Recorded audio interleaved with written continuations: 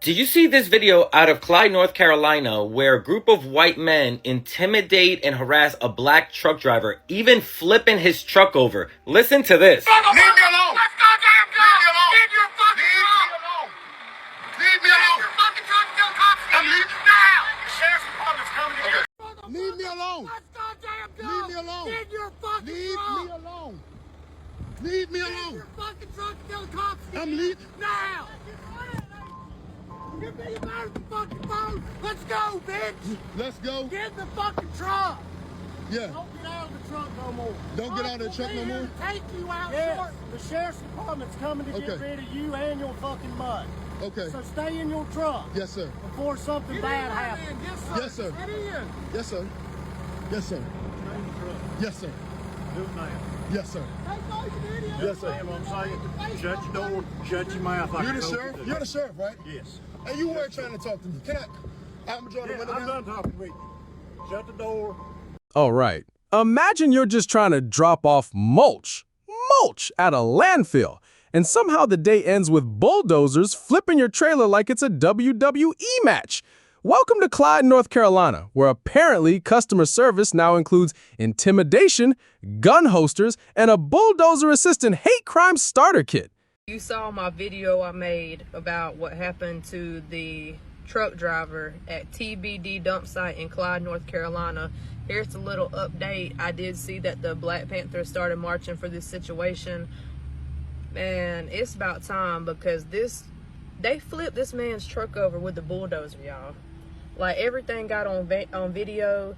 The guy slammed the door on the truck driver's dog. I mean, it's just crazy. And apparently, Wright Brothers Construction, they have already made their little statement about whatever happened out there. But this right here, we're about to see a lot more of this going on, because the racism is still very, very, very much alive. And it's sad. This man was literally just trying to do his job. He got out there early.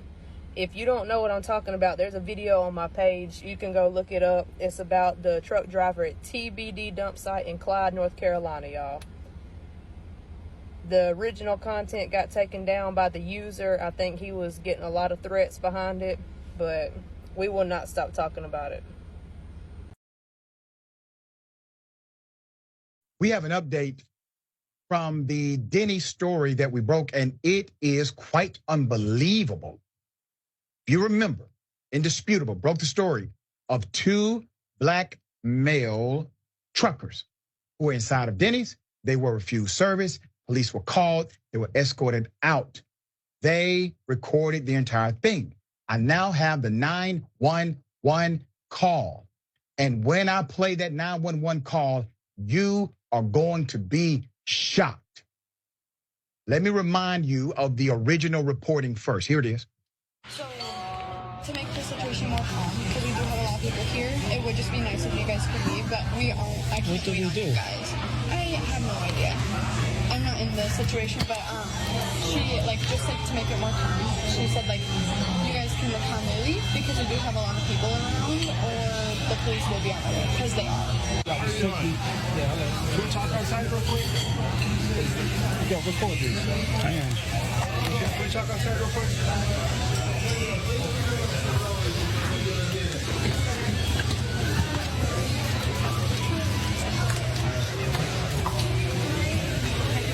All right, just outside here. It's crazy. They're refusing to serve us. This took place in South Dakota, all right? We interviewed these hard-working truck drivers. Here's some of it. So he goes, excuse me, we're ready to place our order. And she goes, I don't like you yelling at me. He didn't yell. He wasn't rude. Nobody was out of the ordinary. And then he goes, I just wanted to say we're ready to place our order. And then she goes, well, I don't need you people calling me over to this table like that. Then after that, he said, but I saw that you serving other people, and we just want to let you know that we're ready to place our order. Because like we said, we're not thinking racism or anything like that. So then she goes, you know what? I'm not serving you people. You need to get your stuff now and go. I'm calling the police. And then she snatches the menus out of our hands. It was just unexpected. It's just something that we weren't ready for. I surely wasn't ready. You know, we went in there, you know, wanting to place orders just like any other place. You know, you go to, you walk into, you know, you walk into a place to place an order, and you know, we were just blindsided by it, you know. I have more. This is seemingly a cover-up from presentation. Put up their pictures full mass, okay? They were wrong. They were embarrassed. Emotional distress doesn't describe what they experienced then and continue to experience now. Damon Whitfield and Hector Madera. This was at a Sioux Falls, South Dakota Denny's. Now I have a twist for you. You know, when Denny's released their statement, they said in the statement that they investigated the matter. The vice president of Denny's contacted me directly, told me nothing about what I'm about to expose to you. Now, they said we fired the waitress, not the one you saw on camera, but the one that made her go there, told her to go and tell those gentlemen to leave. Well, obviously, everyone is under the impression that the waitress called 911. That is not the case. We have the 911 recording. Here it is. Hey, Tara, I was hoping to have an officer dispatched to our restaurant. We have a couple guests who are unruly and are refusing to leave. Okay, what's the address? 5201 North Granite Lane in Sioux Falls.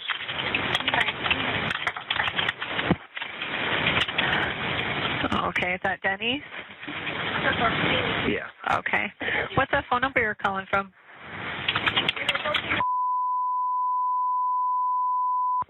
Okay. Are they being violent or have any weapons on them?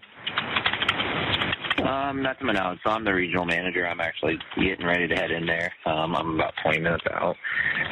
But the team called me and they said they just like very confrontational and argumentative and like refused to leave the building and just harassing the team and kind of following them around the restaurant. Okay. Do you know what they look like or how many of them there are? Just two guys, African-American guys. That's all I really know. Okay. What is your name? At the moment, one was, what was that? I'm sorry. What's your name? Mike Fletcher. Okay. And they're both still inside the restaurant? Correct. Okay.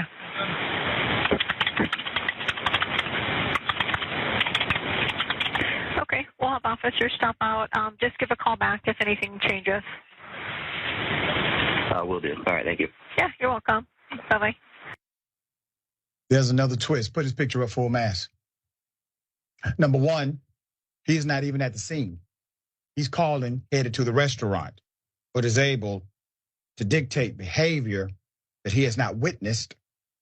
According to witnesses and the truck drivers, they were never confrontational. They never followed anyone around the restaurant. They were not being hostile. That is called defamation. When you broadcast untrue things and represent them as fact. You see this guy, regional manager of Denny's, the one who called the police? Well, he's still employed at Denny's, okay? He's still there. Mr. Fletcher is still there. And guess what else? Well, Mr. Fletcher is the husband of the waitress who initially refused to serve the two black. I need y'all to heed my advice when it comes to road tripping through the South in the middle of the night, driving through the night, especially if you're a woman, a person of color, disabled, handicapped, whatever it is not a good idea. I only do that because I use my white male privilege to protect myself. Y'all gotta realize there are sundown towns left and right, and you never know what's off that highway until you get off to stop for gas. And then you'll know. If you stop for a hotel, here's my advice to you. Look for a recognizable name when it comes to hotels. Don't stop at the Peachtree Inn. Don't stop at the Wayside Resort. No. Look for a Hilton, a Red Roof Inn, a fucking La Quinta. Anything with inside hallways. You want your hallway and the access to your room to be protected by the front doors through the lobby and everything like that. You don't want anybody who can just walk up off the street and get to your room. Last time I took a trip from Asheville to Orlando, and I stopped at a hotel, and you know what? I will put this place on blast because it is not safe for anybody. It is right where 26 and I-95 meet in South Carolina, just before you enter Georgia. As soon as I got to the place, someone from a car was staring at me with ill intent. Did not look good. So I go in, I ring the little doorbell. Mind you, it's like 3 o'clock in the morning. It takes about 20 minutes for someone to come out and actually check on me and get me booked into this room. So I pull up, I have to drive around the building to pull up to the room that I'm staying in. And there's a dude who's obviously like on some kind of drug in his car right in front of the room I'm staying in. Now, mind you, I'm coming down for Christmas, so I have a bunch of gifts in the car. I got some stuff that's worth some money in this car right now, and I am a little paranoid to say the least. So I take everything that's in my car, including the subs, out of my trunk and bring them into this motel room. I'm there for about 2.5 hours, and I can't sleep. I do not feel safe. When all of a sudden, my instincts were proven to be correct. My gut feeling. Someone got shot outside of my hotel room.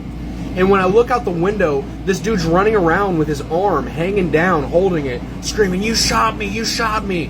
And that was it. I opened my room, fucking literally backed my car up to the room door and started loading shit in. This guy's like, "You gotta help me, you gotta help me." I'm like, "I'm not here to help anybody. I need to leave before this becomes a crime scene and I become a witness and I need to fucking talk to the police." No, I get in my car, I haul ass out of there.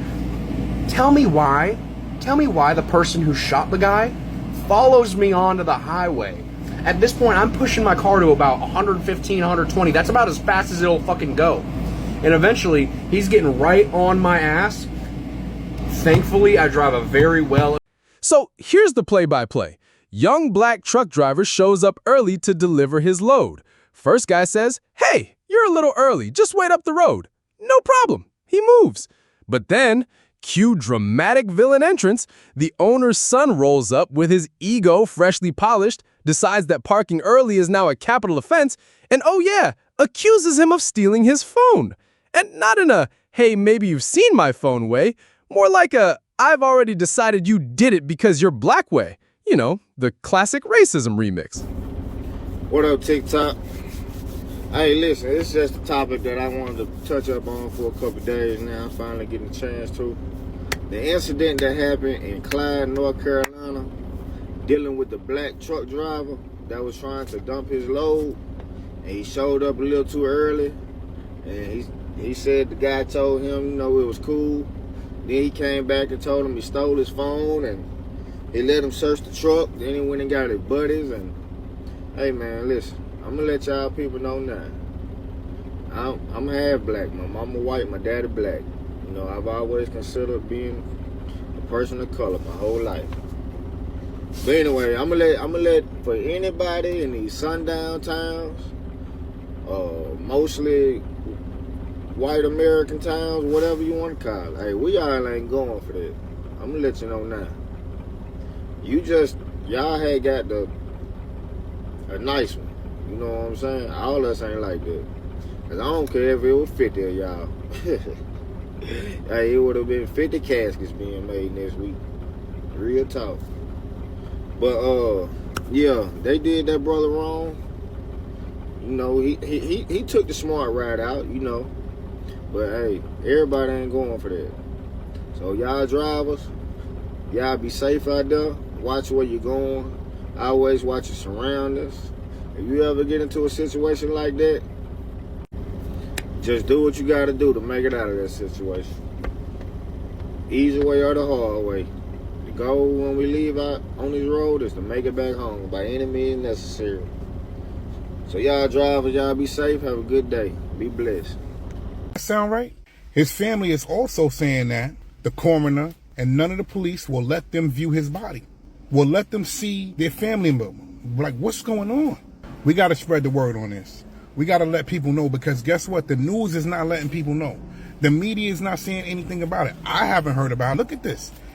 Now his family is without him. And that could be my son. That could be your son. That could be your brother. It's sad that things like this are still happening. These things have been happening to us for years. When is somebody going to step in and do something about it? You can't even work a job and get home safe to your family. Next thing you know, this guy shows up again, posse in tow, pistol on the hip like he's in a Clint Eastwood reboot nobody asked for. 30+ minutes of accusing, threatening, and demanding to search the truck, only to find, shocker, no phone. Then, he finds the phone on the ground because clearly gravity is part of the conspiracy now. And instead of apologizing like a normal human, he decides, nah, let's escalate. 2 bulldozers, 1 truck. They tip it over like it's a kid's toy. Listen, if you are a black truck driver in America, I need you to listen up. There are places in America called sundown towns. I don't know if you know this, but it's an area where if you're caught there after sunset, after the sun goes down, you're either going to be severely injured or your life is going to be taken. The company that I used to work for, called Warner Enterprises, sent me there, and I believe they did this on purpose because I filed a racial discrimination complaint along with many other retaliation complaints. The first clue that I got is because my boss called me and told me to spend the night that night, and he has never told me to spend the night anywhere. And then when I got to the facility and tried to get unloaded, the white guy was like, hey, it's not a good idea for you to spend the night here or be here after sunset. He told me to leave. And then when I emailed Human Resources, you know what they told me? They told me I have other pressing matters to attend to. Basically, my life is not valuable to them. So if you ever visit Vincent, Virginia, just be careful. It's in an area known as the Devil's Bathtub, and they do not like black people. Google the history.